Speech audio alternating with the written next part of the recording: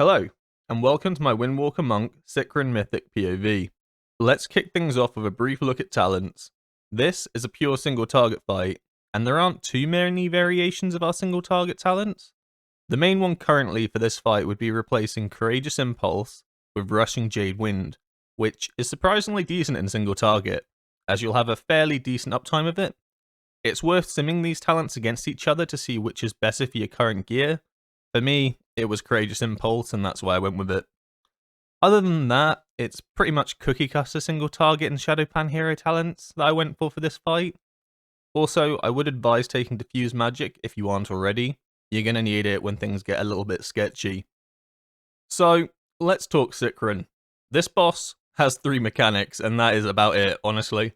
I'll explain the mechanics when I get to them, that way it'll be easier to visualize them from the perspective of the player that actually has them. So, I start off here with just the standard single target priority. Honestly, I did pop my transmitter a bit early and lost a couple of seconds on it. Really, you want to use your transmitter buff to proc just as you cast Storm, Earth and Fire, so that you get all your hard hitting abilities hitting as hard as possible.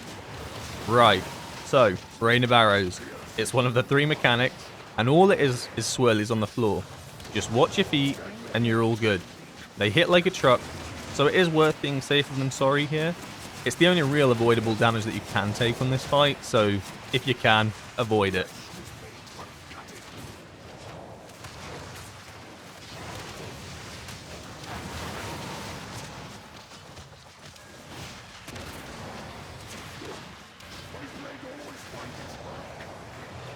So we're 50 seconds into the fight now, and I use Storm, Earth and Fire. Why here exactly? So this boss does a set rotation of abilities, and that charge he does is a really awkward time to get damage in. You can miss about a couple seconds here and there throughout the fight based on where players are positioned.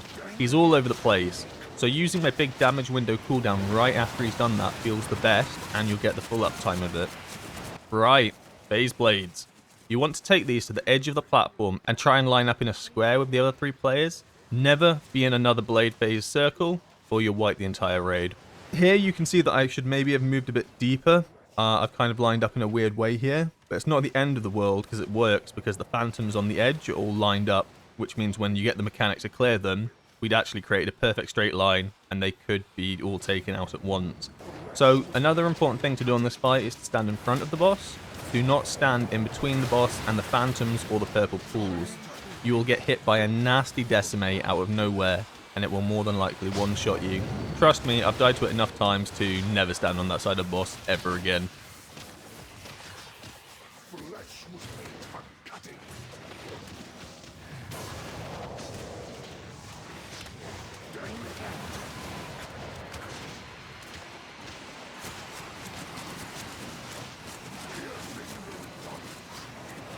Collect or stand in circle. So, once again, he's just charged, and it lines up with 2-minute cooldowns. So this is the perfect time to go all out on the boss with Zwan, Transmitter, and Storm, Earth and Fire, so you get the most uptime out of it. That's what you're really trying to do here on this boss, is get the most amount of uptime with all your key abilities as possible.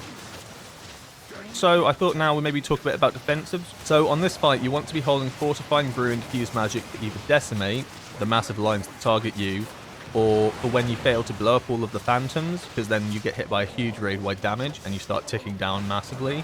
Usually your raid leader should call this out for you, but you do want one of those 2 usually if you do get hit with decimate, because it will hit you like a truck. Other than that, Touch of Karma is good for just using in general when it's pulsing out damage, and I'd use that spell at your own discretion really.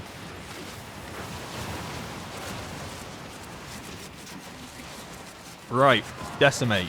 You need to get to the other side of the boss as fast as possible, and line yourself up with the phantoms to blow them up. Because I had used Diffuse Magic earlier, like I explained when it was called, I have to pop Fortifying Brew here because I don't want this to hit me like a truck. And if we miss a few phantoms, the ticking damage on top of that will just end my life. So it's really important to try and save a defensive for when you get this ability, because you will get it. There's no real avoiding it, you'd have to be mega lucky.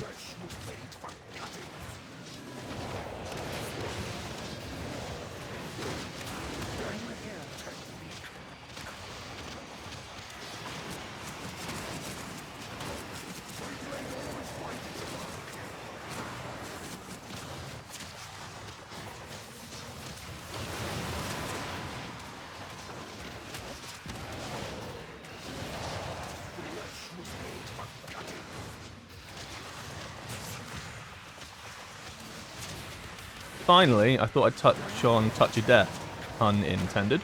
So basically, I don't Touch of Death instantly here. And the reason for that is because I know my 2 minutes are coming up, and that's my final burst of damage for this fight. And what I really want to be doing is getting that 5% extra damage from the Touch of Death talent. So I hold it up until just about the moment when I'm about to pop all my 2-minute cooldown, so I try to get the most uptime on that as possible. Because I know I'm not going to get another Touch of Death in this fight. I know that my cooldowns aren't going to come back up again. You just want to hit it with as much damage as possible.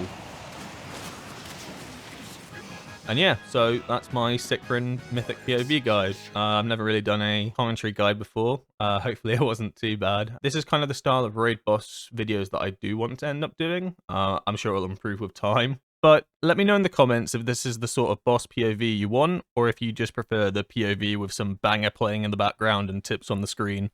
Thanks for watching, and I'll catch you in the next one.